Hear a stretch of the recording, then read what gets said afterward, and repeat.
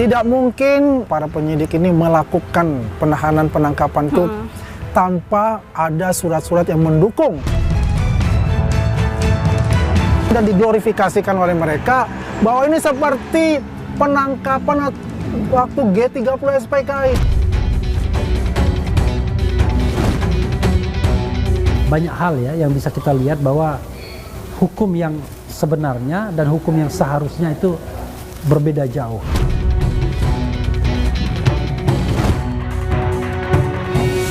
Semenjak UGM sudah menyatakan itu asli, artinya tidak ada pemalsuan yang dilakukan oleh Pak Jokowi. Ini sudah mengakibatkan, ya ada bisa dikatakan kegaduhan atau ketidaknyamanan yang luar biasa bagi masyarakat lah.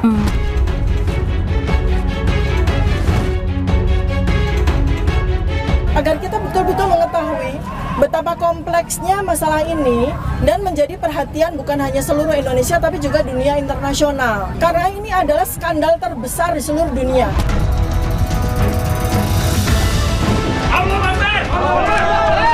Kalau dari Mas Surya menerima tawaran damai nggak sih? Gimana kalau dari Mas Surya? Ngapain ada tawaran damai? Nggak ada. Yang melakukan RJ itu namanya pengecut. Pengecut yang terima RJ dan itu mereka kalah. RJ itu kalah. Ya, dan kami tidak mau kalah.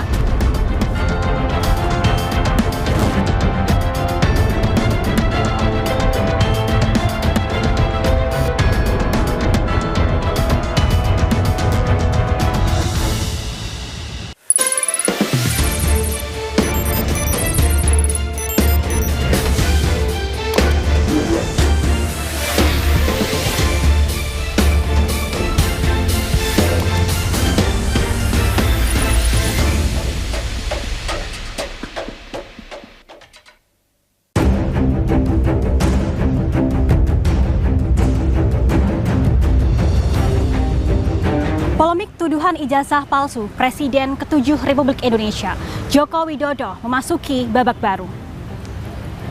Kamis, 2 Juli 2026, Dr. Tifa, salah satu terdakwa, memulai proses pembuktian di depan majelis hakim.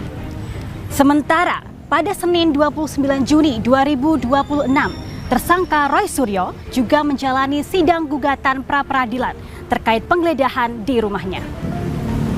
Lantas, apa saja dakwaan dari jaksa terhadap Dr. Tifa dan apa saja hal yang disiapkan oleh kuasa hukum menghadapi dakwaan dari jaksa tersebut? Ikuti penelusurannya bersama saya Amriya Rida. Inilah iNews 5.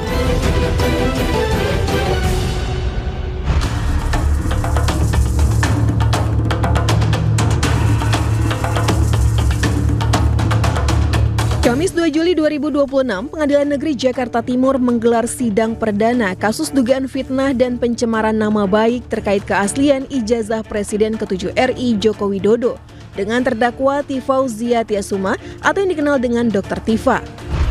Sementara itu, Roy Suryo menjalani sidang perdana pra-peradilannya pada Senin 29 Juni 2026 atas gugatan penangkapan, penahanan, dan penggeledahannya yang dilakukan Polda Metro Jaya.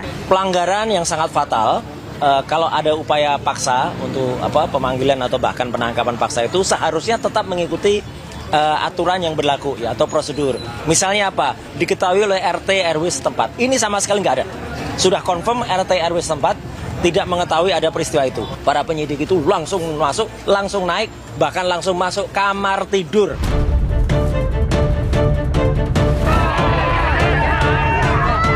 Sebelumnya, Kejaksaan Negeri Jakarta Selatan menangguhkan penahanan Roy Suryo dan Dr. Tifa. Keputusan tersebut disambut meriah puluhan pendukungnya di depan kantor Kejari. Puluhan pendukung yang sebagian kaum ibu berteriak histeris menyalami dan memeluk keduanya. Keputusan tersebut didasarkan keyakinan bahwa kedua tersangka bersikap kooperatif selama proses penyelidikan, tidak akan melarikan diri serta tidak menghilangkan barang bukti.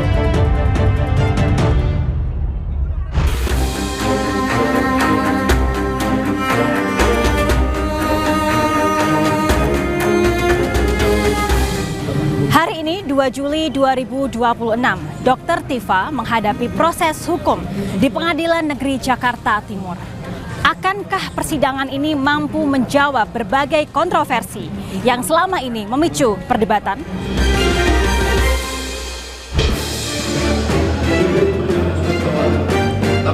Media sosial itu akun.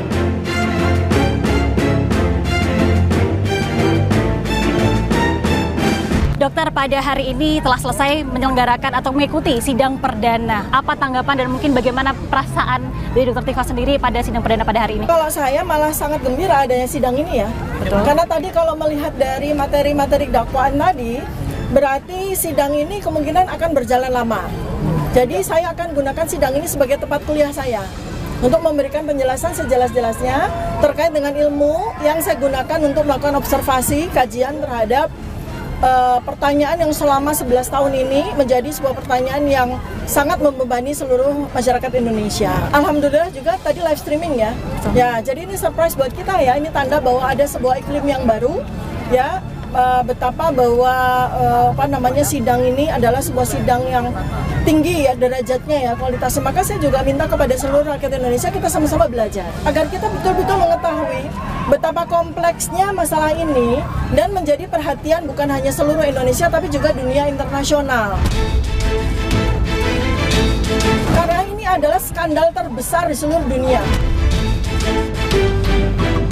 Jadi seperti yang advokat kami sampaikan berdasarkan pengalaman mereka ya, selama ini sudah berratusan kali ya mengawal kriminalisasi para aktivis dan sebagainya. Dengan 20 saksi saja itu akan makan waktu 1,5 tahun. Dengan ini 130 saksi, 709 dokumen, ya lebih dari 30 ahli. Kira-kira kalau kita hitung secara probabilitas akan makan waktu antara 3 sampai 5 tahun. PBAP itu 1,5 meter. Nanti kita akan belajeti 1 lembar demi 1 lembar. Kami minta diberi ruangan seluas-luasnya untuk melakukan exercise, pengkajian, pendalaman ya kepada para saksi yang hadir beserta dengan berita acara mereka masing-masing. Kami tidak akan melepaskan saksi sebelum kami puas. Ya, kalau perlu sampai berhari-hari satu saksi akan kami layani. Akan ada pihak yang sangat ketakutan terhadap bagaimana nanti kami akan menguliti kata demi kata, angka demi angka, tanda tangan demi tanda tangan, setiap spesifik artefak yang ada di setiap dokumen tersebut akan kami kuliti habis-habisan. Mungkin bisa secara general, apa saja poin-poin yang dicatat oleh Dr. Tifa dalam dakwaan yang disampaikan oleh JPU pada hari ini? Intinya adalah soal foto.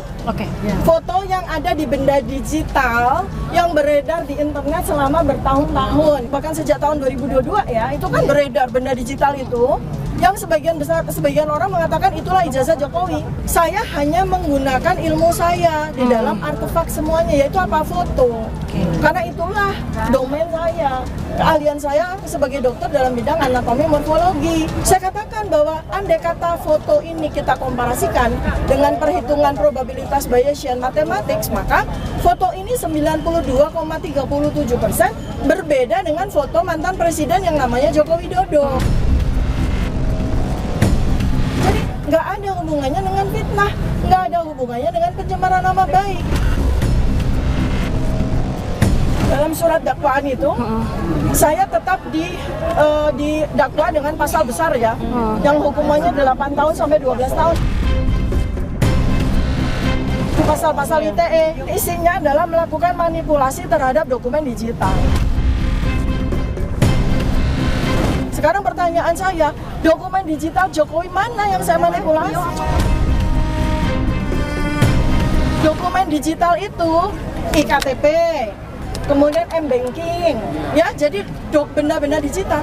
Kalau seseorang yang lulusan UGM tahun 1985, ijazahnya itu kertas. Jadi di mana kami punya benda digital atau dokumen digital ijazah milik Jokowi yang kami manipulasi? Jadi pasal itu sama sekali tidak relevan dan sangat tidak bertanggung jawab ketika itu ditimpakan kepada saya. Ternyata pada surat dakwaan itu adalah lisan saya, coba. Pernyataan lisan saya di sebuah acara TV. Pernyataan lisan kok pasalnya jadi 3235 itu ceritanya bagaimana? sedikit ya. Oke, boleh. Pada saat saya dipanggil oleh kejaksaan, dilimpahkan serah terima, salah satu sampel yang membuat saya dan Mas Roy itu kebingungan adalah barang bukti ijazah itu semua fotokopi. Oke. Jadi baik ijazah SD, SMP, SMA, sarjana itu semua fotokopi. Khusus untuk Joko Widodo, sedangkan ada barang bukti lain seperti teman-teman SMA-nya semua asli. Aneh kan? Nah, sekarang pertanyaan saya adalah bisa nggak fotokopi itu menjadi barang bukti? Bisa, kalau tidak ada aslinya. Sekarang pertanyaannya, ada nggak aslinya? Saya yakin tidak ada. Jadi saya tadi ditanya apa tanggapan dari terdakwa, ya saya katakan saya tidak menerima restoratif justice dan saya akan terus melakukan perlawanan, tidak menerima perdamaian apapun.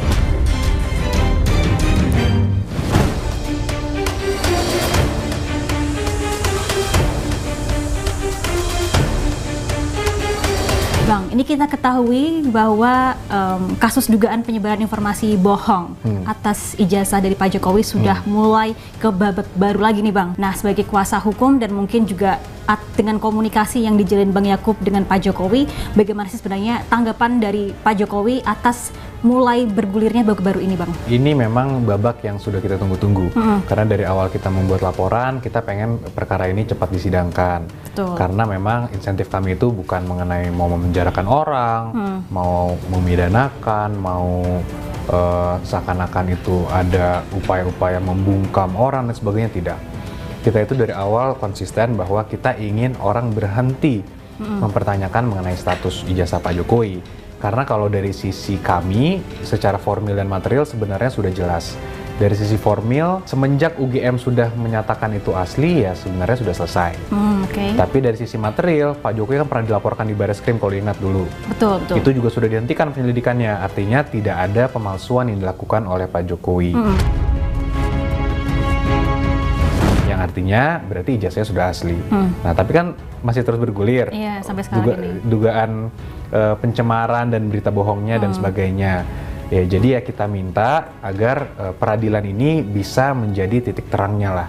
Jadi mudah-mudahan ketika nanti sudah diputus bahwa seseorang itu telah terbukti melakukan dugaan fitnah dan kemudian oleh karenanya yang ijazah yang dituduh palsunya itu sebenarnya asli, kami harap semua pihak bisa menghormati.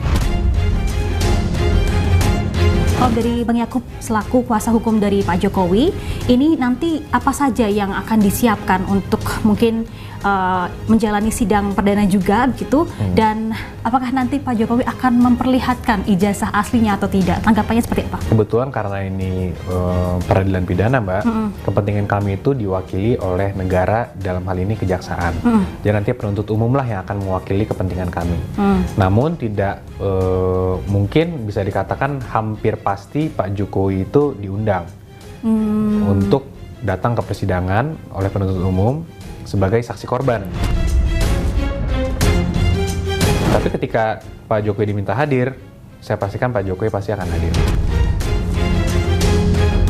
Karena memang dari awal komitmen beliau, ketika itu di forum yang sah dan forum yang terhormat, pasti beliau akan menunjukkan itu, dan itu merupakan kewajiban beliau sebagai saksi korban. Dan kami memang kembali lagi Mbak, kami tidak sabar proses ini cepat selesai karena ini sudah mengakibatkan ya ada bisa dikatakan kegaduhan atau ketidaknyamanan yang luar biasa bagi masyarakat lah. Hampir setiap hari kita mendengar berita ini gitu kan, dan banyak sekali masyarakat yang menjadi korban disinformasi juga, yang menurut saya itu cukup disayangkan sih. Oke. Jokowi rencana akan hadir langsung di persidangan? Iya, hadir, akan hadir. Jadi Pak Jokowi memastikan akan membawa ijazah aslinya ya ke persidangan? Iya, sesuai yang sudah saya sampaikan. Masih di Polda ya Pak itu ijazah? Iya, masih di Polda. Apa sih tanggapan dari Pak Jokowi dengan mulai bergulirnya babak baru kasus ini gitu? Tentunya Pak Jokowi cukup konsisten dari awal bahwa sebenarnya beliau merasa sangat dirugikan, Mbak. Itulah alasannya kenapa beliau memutuskan untuk mengajukan laporan polisi. Ya Pak Jokowi kalau secara emosional cukup biasa saja, tapi memang secara hukum beliau merasa sangat dirugikan. Oke, tapi ada persiapan khusus nggak sih mungkin menjelang sidang perdana Dr. Tifa dan mungkin nanti kedepannya juga sidang perdananya dari Roy Suryo sendiri? Nah, kalau dari pihak kami karena semuanya itu kebenaran dan clean and clear, tidak ada yang dipersiapkan sih. Karena menurut kami semua bukti-bukti, alat bukti yang ada itu akan menjelaskan mengenai mereka sendiri gitu. Jadi buktinya akan berbicara sendiri tanpa harus kita persiapkan, kita setel-setel, kita cari-cari angle-angle sebagainya, enggak. Ya ketika ijazahnya itu sudah dilapor akan diperlihatkan nanti, kemudian saksi-saksi akan menjelaskan mereka berkuliah dengan Pak Jokowi, kemudian mungkin dari orang-orang yang staf UGM juga menjelaskan histori dokumen perkuliahan Pak Jokowi dan sebagainya. Ya saya rasa sih secara hukum dan secara nalar logika kita normal saja, ya nggak akan bisa dibantah sih oleh mereka. Makanya saya juga penasaran apa yang akan mencoba mereka dalilkan. Semua bukti-bukti yang sudah diajukan nanti. Gitu. Roy Suryo dan juga Dr. Tifa menyebutkan bahwa apa yang mereka sampaikan di media, baik itu media mainstream ataupun juga media massa, ini merupakan kebebasan berpendapat dan kajian ilmiah. Nah, gimana tanggapan dari Bang Yakub begitu ya dengan pernyataan mereka? Oke, kalian boleh berpendapat tapi tidak boleh melanggar hukum juga. Karena kita ada hukum positif yang berlaku di Indonesia. Sedangkan pasal pencemaran nama baik dan fitnah dan manipulasi elektronik dan sebagainya itu masih menjadi hukum positif yang ada. Jadi kalau mereka bilang oke, saya boleh ngomong apa saja, ya tidak benar juga karena ada pasal-pasal tersebut gitu. Nah, mengenai penelitian, saya bisa bantah total dalil ini karena memang dalil penelitian ini baru mereka katakan setelahnya nih. Setelah mereka sudah mengatakan hal-hal yang buruk, kemudian kami laporkan, barulah mereka mencari-cari cara dan akhirnya mengatakan saya dalam rangka penelitian. Nah, setelah itu pun hipotesanya berubah-berubah juga. Apa iya penelitian berubah-berubah terus seperti itu? Awalnya dari foto mirip Pak Dulmatno, kemudian Times New Roman, katanya tidak ada emboss, tidak ada watermark. Sangkin semuanya sudah buntu, yang karena kan mengenai itu semua terpatahkan semua. Setelah itu masuk ke pasar pramuka. Katanya pasar pramuka dibakarlah dan sebagainya. Artinya hipotesanya ini berubah-berubah terus dan tidak konsisten. Jadi kalau mau kita katakan ini sebuah penelitian, saya agak ragu ya ada penelitian seperti ini. Apabila nanti ternyata hasil persidangan yang mungkin kita lihat masih cukup panjang tidak sesuai dengan apa yang menjadi ekspektasi dari Bang Yakub dan juga Pak Jokowi, apakah kemungkinan besar akan mengajukan langkah hukum lain atau seperti apa nanti langkah yang akan dilakukan begitu? Kalau dari kami cukup optimis, karena memang Bareskrim pun sudah menyatakan tidak ada pemalsuan, UGM pun sudah menyatakan asli. Jadi sebenarnya kalau dari sisi hukum, saya nggak melihat ada ruang untuk majelis bisa menyatakan ijazah ini palsu. Kami akan upayakan karena keadilan gimana pun harus kita fight, harus kita perjuangkan dan harus kita capai, Mbak. Jadi kalaupun ternyata di tingkat pertama tidak sesuai dengan ekspektasi kami, ya tentunya kami akan ajukan upaya-upaya hukum.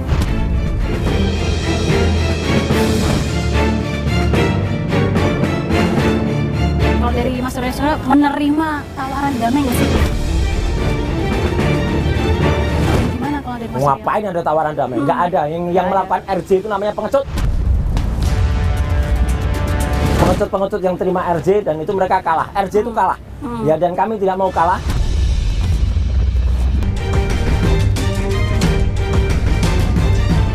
Pemirsa, saat ini kami berada di Pengadilan Negeri Jakarta Selatan, di mana di lokasi ini sekarang sedang dilaksanakan adanya sidang gugatan pra-peradilan yang diajukan oleh Roy Suryo. Kita akan coba masuk dan menemui Roy Suryo dan berbincang langsung dengannya.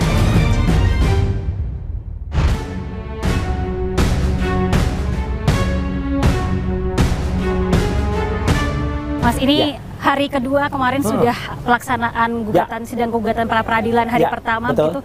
Mungkin bisa diceritakan sedikit, kenapa sih pada akhirnya Mas Roy Suryo memutuskan untuk mengajukan gugatan pra-peradilan? Pertama ini adalah soal penangkapan dan penahanan yang sangat brutal kemarin. Brutal apa kemarin? Sebrutal apa ya, satu ya, mereka masuk tidak menggunakan izin dari RT RW. Betul bahwa mereka bawa surat penetapan dari pengadilan negeri ya gitu. Tapi surat penetapan pengadilan negerinya itu pun juga sudah lama. Ya gitu, jadi artinya tidak untuk tanggal itu gitu kan, itu sudah tahun lalu suratnya. Kemudian mereka datang hanya didampingi oleh petugas satpam, itu pun satpamnya hanya ada satu, digelandang lagi ke situ. Terus mereka masuk rumah yang katanya itu harus mengetuk, kemudian harus minta izin, enggak. Banyak sekali di luar aturan yang ada. Bahkan saya mengibaratkan ini kayak nonton film pengkhianatan G30S. Nah, ganti baju saja nggak boleh, ganti mandi juga nggak boleh.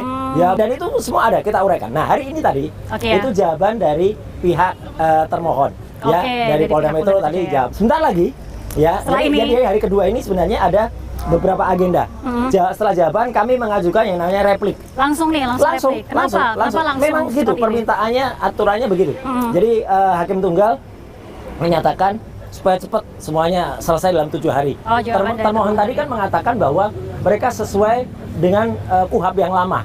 Karena aturannya katanya kasus yang sudah ada sebelum diberlakukannya KUHP itu pakai KUHP yang lama. Nah, nanti setelah itu mungkin mereka akan menyampaikan yang namanya duplik. Iya, betul. Ya, setelah replik duplik. Nah, setelah itu yang menarik besok itu akan ada pemberian bukti-bukti.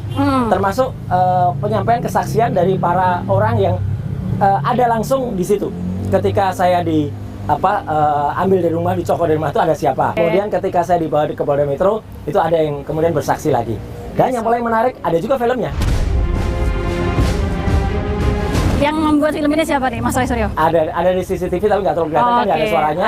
Kita ambil film dari ART saya yang kebetulan ada di situ dan juga istri saya. Tadi kita sempat bincang nih Mas dengan Bang Andi Azwan. Beliau, Mas Andi itu berbicara bahwa saya yakin 99% akan ditolak gitu. Gimana tanggapan dari Mas Roy ini? Orang yang nggak punya pengetahuan aja ngomong gitu, ya udah kita ketawain aja. Saya sih nyungir aja gitu, apalagi dia. Andi Azwan nggak punya pengetahuan hukum, nggak apa-apa mau jawaban dia atau mau ramalan dia itu mau ditolak apa enggak, itu nggak ngaruh. Apalagi ya dia kan nggak ngerti hukum. Kemarin ada orang yang katanya ngerti hukum. Itu termol juga sahabatnya Andi Azwan.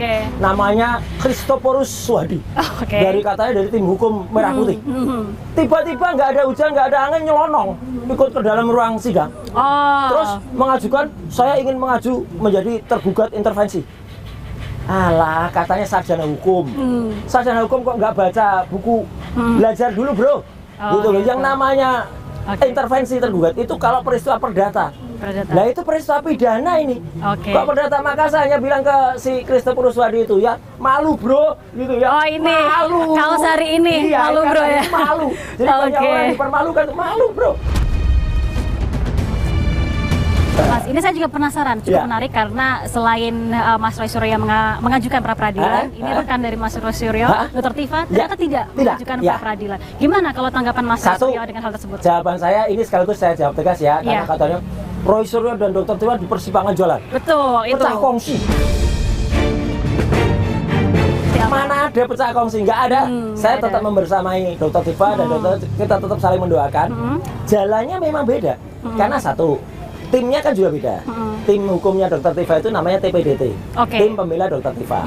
Tim saya ada dari Taka, ada dari Tokham. Betul. Ya gitu. Jadi kedua-dua dan di antara dua itu ada tim yang di atasnya lagi namanya Troya. Ya, jadi sebenarnya nggak ada masalah dengan itu. Itu Mas mungkin gimana kesiapan menuju sidang pembuktian nanti kalau dari Mas Roy Suryo? Alhamdulillah semua berjalan lancar dan nanti akan banyak kejutan, banyak saksi-saksi dan banyak barang bukti yang nanti akan keluar ya pada saat sidang pembuktian untuk pokok perkaranya. Kalau dari Mas Roy Suryo menerima tawaran damai nggak sih? Gimana kalau dari Mas Suryo? Ngapain ada tawaran damai? Nggak ada. Yang melakukan RJ itu namanya pengecut. Pengecut yang terima RJ dan itu mereka kalah. RJ itu kalah. Ya, dan kami tidak mau kalah. Tetap terus berdoa, tetap terus bersemangat ya. Insya Allah Tuhan bersama kita, Allah Subhanahu Wa Taala memberikan ridho bagi kita semuanya.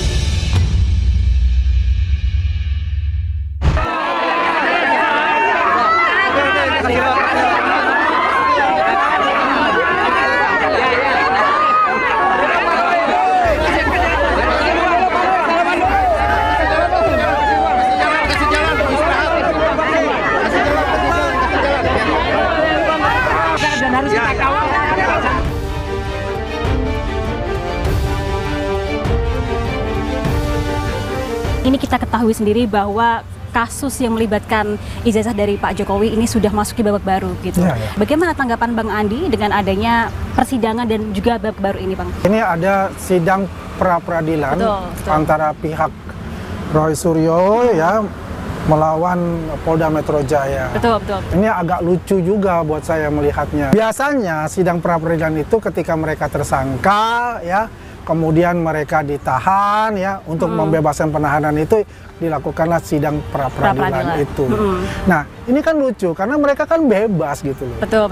Tidak ada penahanan atau apa, tapi yang dia katakan adalah sidang peradilannya itu mengenai proses penahanan dia atau penangkapan dan penahanan dia. Ini agak menarik juga buat saya. Tidak mungkin Polda Metro Jaya dalam hal ini para penyidik ini melakukan penahanan penangkapan itu tanpa ada surat-surat yang mendukung. Dalam hal ini yang paling menarik ketika mereka mengatakan dan diglorifikasikan oleh mereka bahwa ini seperti penangkapan waktu G30 SPKI. Benar saya bilang kan. Betul. Memang mereka ini siapa gitu loh. Apakah mereka pejabat negara? Ya, apakah mereka presiden atau menteri? Kan enggak. Iya. Sedangkan yang mereka lakukan, yang mereka fitnah, ya pencemaran nama baik, ya manipulasi data itu adalah presiden ke-7 gitu loh. Itu saya rasa itu akan ditolak oleh hakim ya. Ya kita paham lah, Roy Suryo ini kan selalu membuat suatu cerita yang sangat bombastis, hal-hal yang sepele pun jadikan bombastis.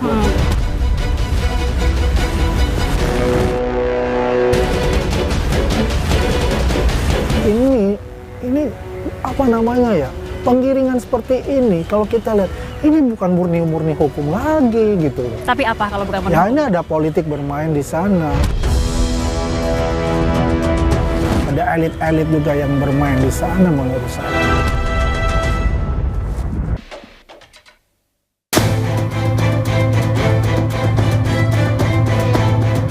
Berkaitan dengan sidang perdana Dr. Tifa 2 Juli 2026 pasti akan ada dakwaan dari jaksa gitu di setiap sidang. Kalau menurut Bang Andi sendiri nanti poin-poin apa saja sih yang mungkin akan disampaikan oleh jaksa dalam dakwaannya tersebut, Bang? Yang jelas kan P21 itu kan semua terkait di dalamnya. Yang artinya jaksa itu sudah mempelajari semua poin-poinnya termasuk pasal-pasal yang dikenakan itu.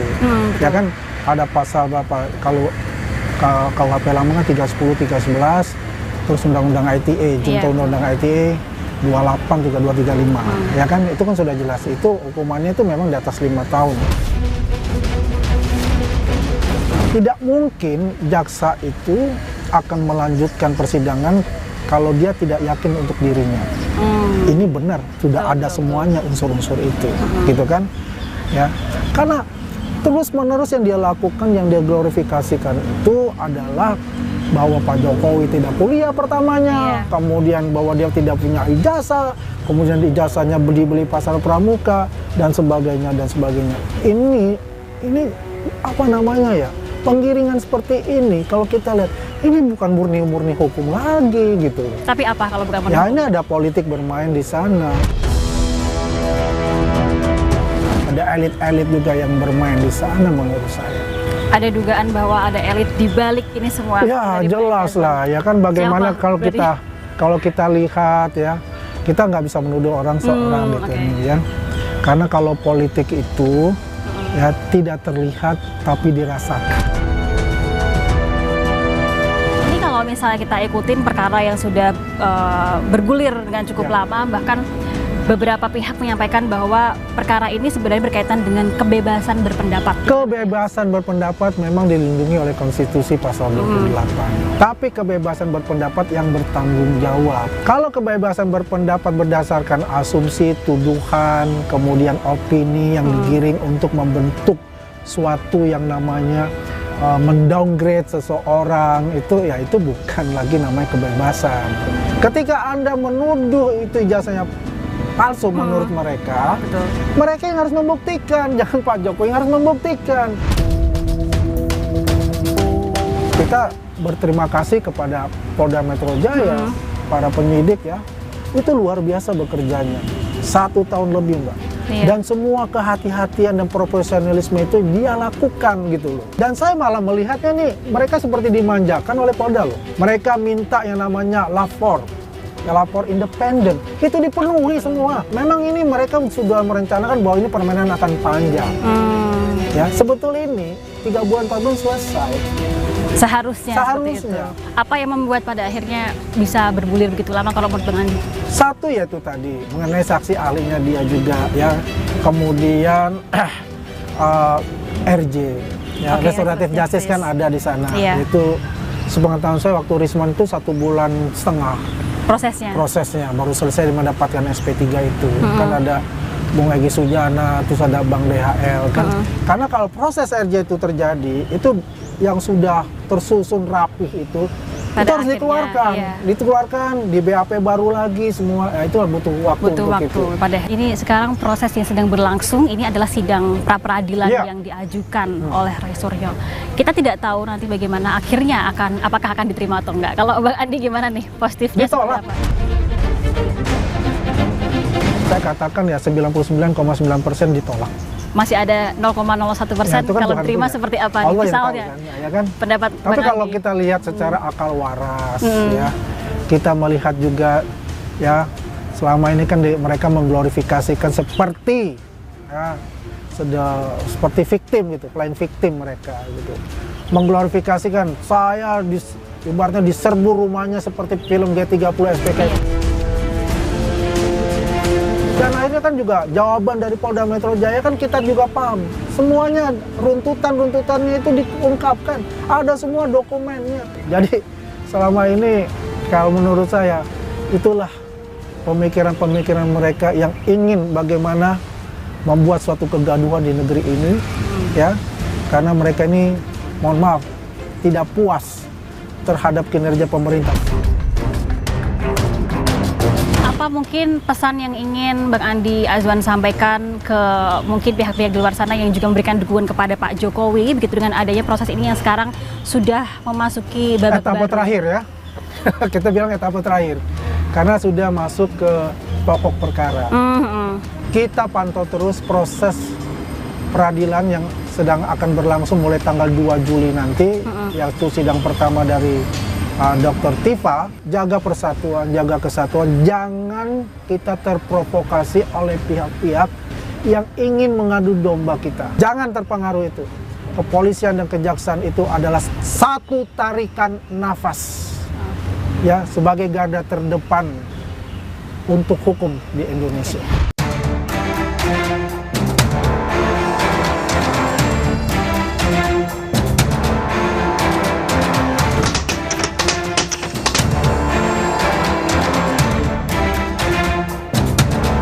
Tentu ada pro dan kontra ya, karena yang kita persoalkan itu sesuatu yang tidak terkait dengan pokok perkara.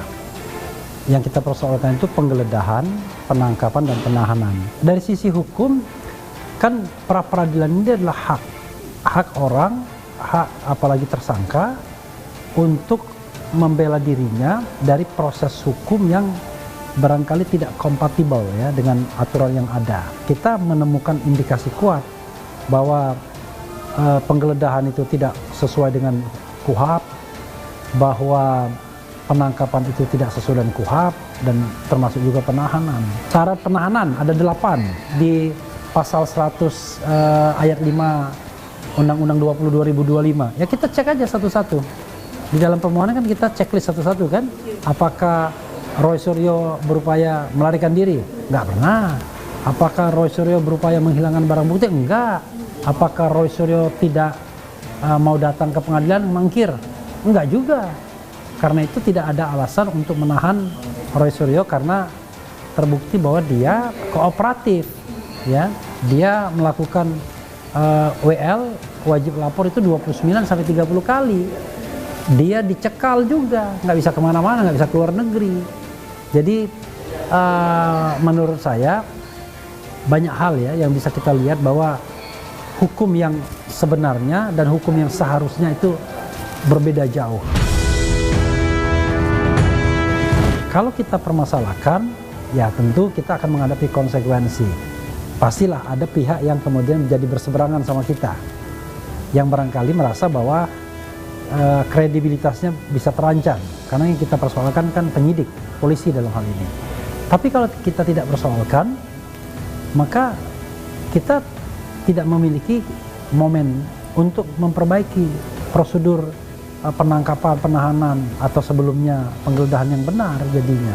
Ini kan sebuah hal yang nggak ada kaitannya dengan materi pokok, tetapi penting untuk pembelajaran. Nah, memang kadang-kadang orang kan tidak hanya self interest, kepentingan pribadi, tapi ada juga social responsibility-nya, ada tanggung jawab sosialnya, begitu.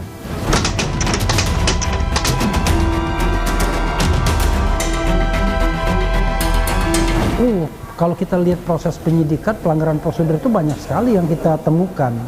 Misalnya yang sering kita teriakkan itu adalah terkait dengan lampaunya waktu.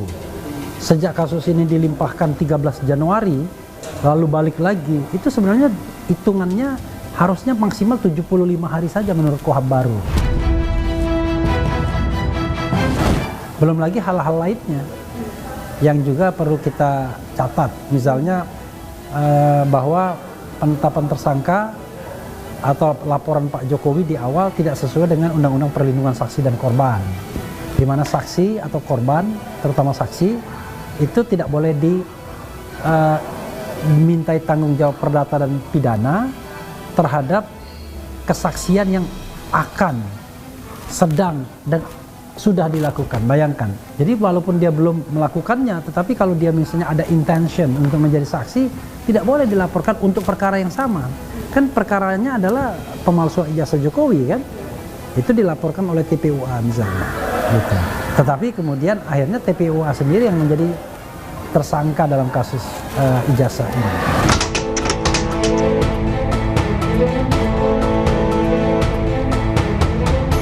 Sebenarnya kan mendengarkan dakwaan, dari dakwaan itu kita akan tahu, kita bisa susun nota perlawanan atau eksepsi, kan? Jadi misalnya berapa pasal sih yang dikenakan ke Dr. Tifa, dakwaan kesatunya apa, ya kan, primernya apa, subsidiarnya apa, dakwaan keduanya apa, dakwaan ketiganya apa, dan seterusnya dan seterusnya.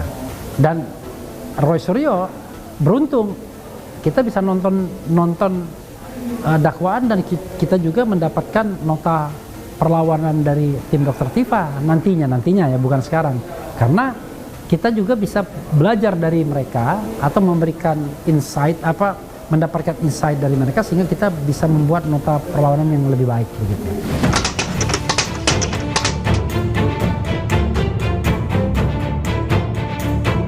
Kita lebih mengandalkan saksi sebenarnya, karena kalau bukti itu kan lebih pada saksi dan ahli, ya.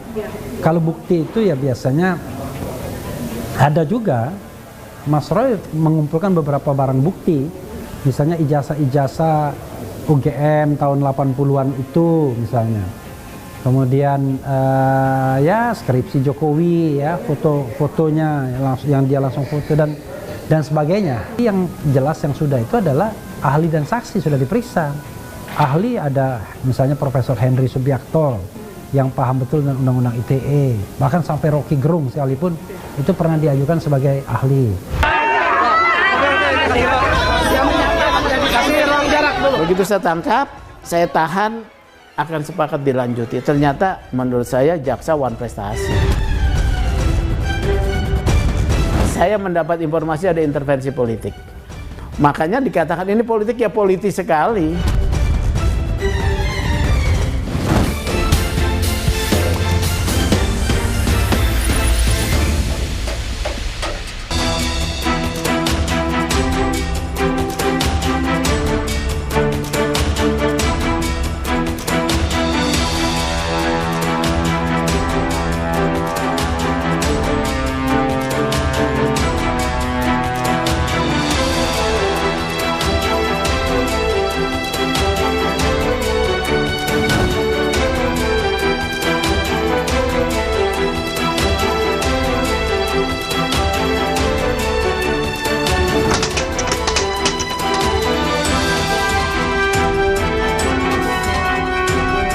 Hakim itu dalam KUHP kita ya menganut teori pembuktian dalam kaitan untuk penghukuman ya, hakim harus menjatuhkan pidana atas 2 alat bukti, minimal 2 alat bukti, dan menumbuhkan keyakinan bahwa terdakwa bersalah.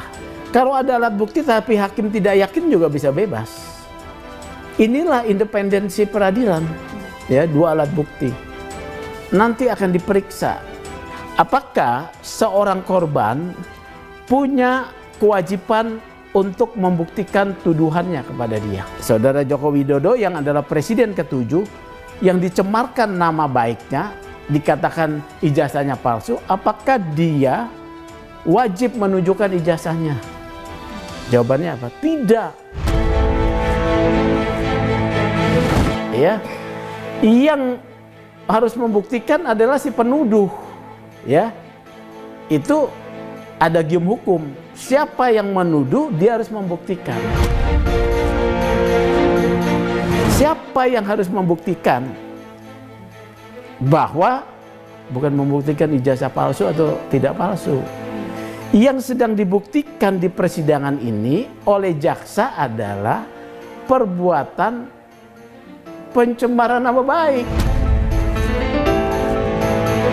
Bukan ijazahnya palsu atau benar. Nah, tetapi ijazah itu memang menjadi di sini adalah entry point sebagai alat ya, sebagai instrumen yang dipersoalkan. Oleh karena itu juga akan diuji di pengadilan, akan diuji ya. Tapi itu kewajibannya korban apa tidak? Bukan, jaksa. Jaksa yang akan membuktikan bahwa tuduhan ijazah palsu itu tidak benar, bukan Pak Jokowi. Pak Jokowi tugasnya ya, dia sebagai korban hanya menyampaikan bahwa nama baik saya itu dirugikan.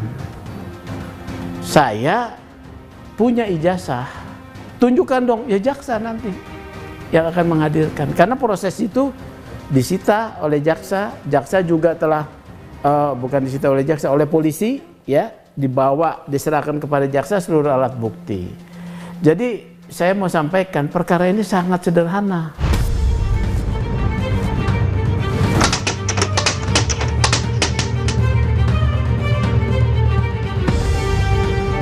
Saya sudah katakan ini dikerjain polisi ya oleh kejaksaan. Kasus ini kasus high profile ya. Polisi itu sudah pengalaman melakukan proses hukum atas perkara-perkara yang high profile. Pasti hati-hati.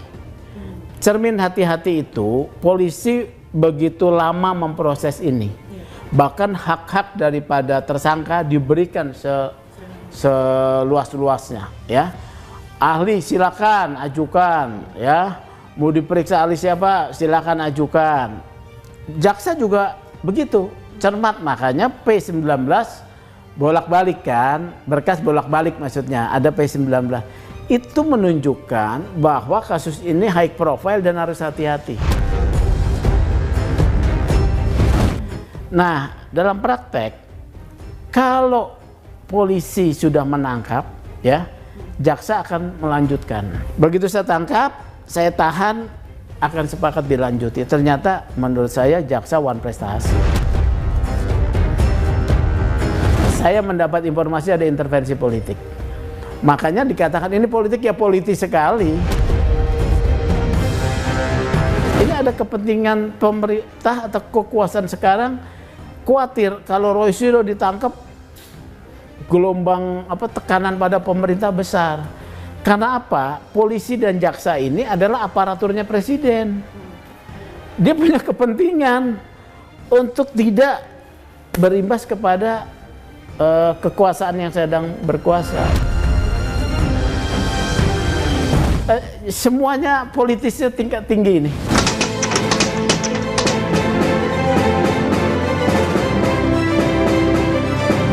Dan jadi terkait pernyataan Roy Suryo G30 seperti ditangkap seperti PKI itu diksi politis. Iya. Diksi politis begini.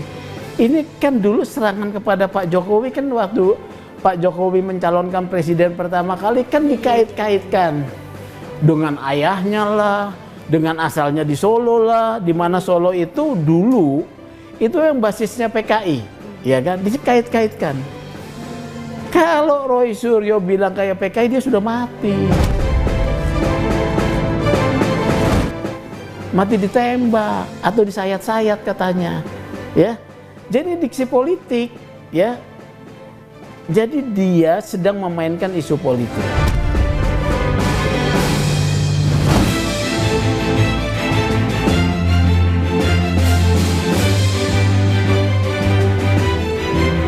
Proses hukum terkait penyebaran informasi bohong atas tuduhan ijazah palsu Joko Widodo masih cukup panjang. Seluruh materi perkara akan diuji, termasuk semua alat bukti yang ada. Publik bukan hanya menunggu putusan majelis hakim yang adil, tapi juga keberanian untuk menyelesaikan polemik kasus ini dengan memberikan jawaban seterang-terangnya. Jadi, jangan bilang Anda tidak tahu permasalahan ini, karena kami sudah memberitahukannya.